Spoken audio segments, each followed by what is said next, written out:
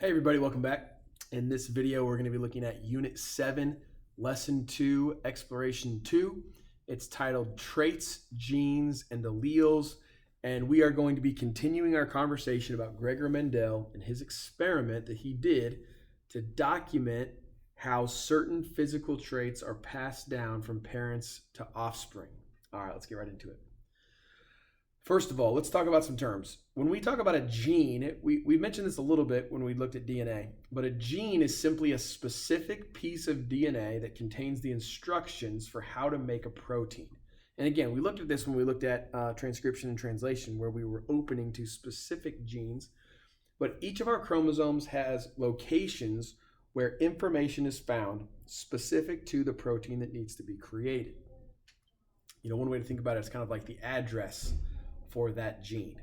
And actually, the cool thing is in humans, we are starting to pinpoint where each of these genes is located and even what they do and how to maybe even control them. It's a pretty cool idea. Kind of scary, but pretty cool. Now, when we look at these, here's a picture. The genes for specific physical traits are found on the same location in homologous chromosomes. Remember, homologous chromosomes are those chromosomes that are the same size and shape with maybe slightly different details. Remember, maybe a chromosome from one parent, chromosome from the other parent, but the location for, in this case, flower color would be the same. This is why crossing over, by the way, is possible, because we're trading similar sections that contain the same types of information. So genes are found on specific locations, and it's important. That's what makes them homologous pairs. All right. Now, an allele is when we talk about any version of a trait. So when we talk about things like flower color, that would be the trait. And an allele is any variation of that trait. So purple would be an allele. White would be an allele. In Mendel's experiments, like we discussed, they were very simple in that each trait only had two versions. Later on, we're going to talk about how this is usually not the case, how there's usually some more complicated patterns going on. But anytime we want to discuss the different forms or versions of that trait, we're talking about alleles. It is the alleles that can be described as being dominant or recessive. Remember, traits can't be dominant or recessive. It's the alleles that we would describe in that way. All right, so let's scroll down here a little bit. Key terms that are going to come up a lot over the next couple weeks. And we're going to talk about this in class quite a bit so that you're more familiar with these terms.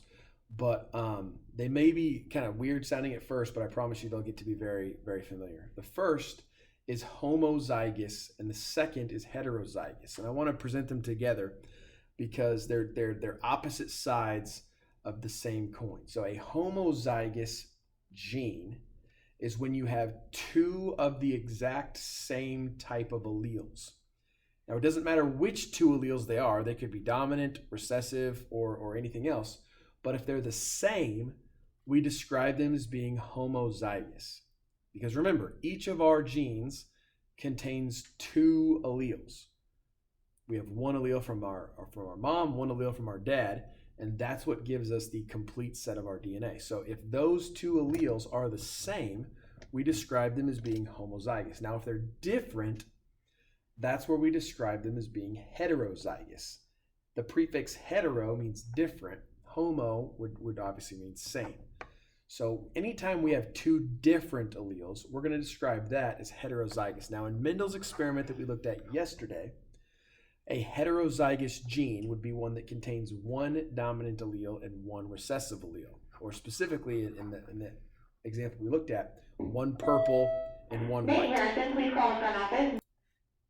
Now, in other examples, there may not be a dominant allele, there may not be a recessive allele, but anytime we have two different options, it's going to be described as heterozygous. All right. Right here, for example, we would have two wrinkled alleles, so that means they're the same. Over here, we have one wrinkled, one round. That means they're different. Why didn't that stay in there? We checked that out. Good to go. All right. Two more terms that are going to be incredibly important as we work our way through this genetics unit. there are two ways to describe the effect of a gene and its alleles that make it up. If we want to describe the pairs of alleles, in other words, the actual allele that makes up that gene, we're going to describe that as a genotype. Now, anytime you see a genotype, it's typically going to be represented by two letters. The letter symbols are going to tell us which type of allele we are looking at. And again, we'll work with this a lot in class.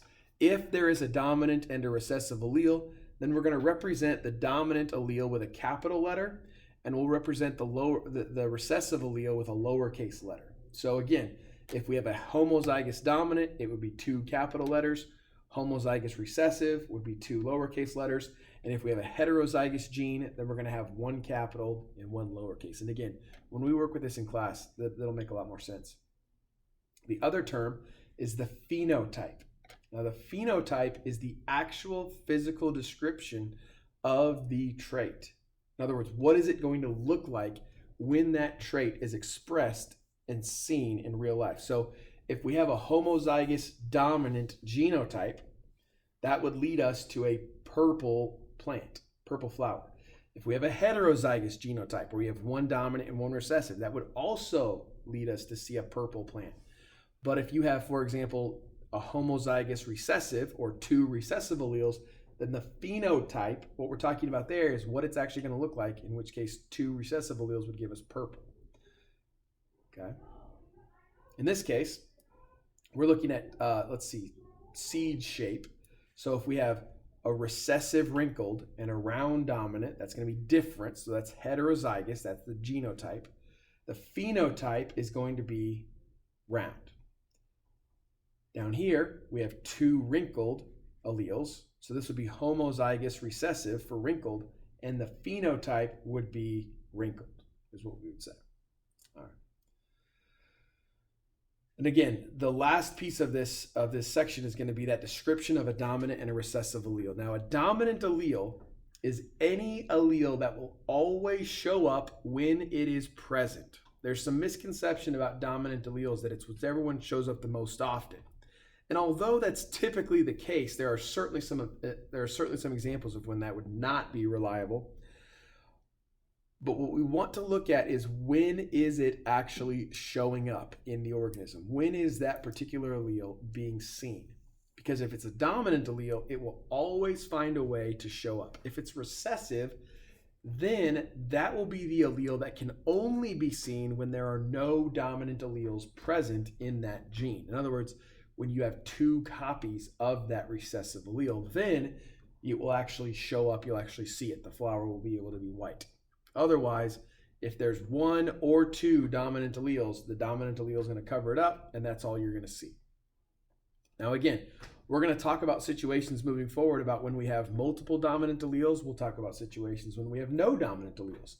But for now, we're looking at the very simple Mendelian inheritance pattern where there is one dominant allele, one recessive allele, and the recessive allele is the one that always gets covered up whenever there's a dominant allele present. All right, that does it for this one. Take a look at this table. Good way to organize the information. But that's it.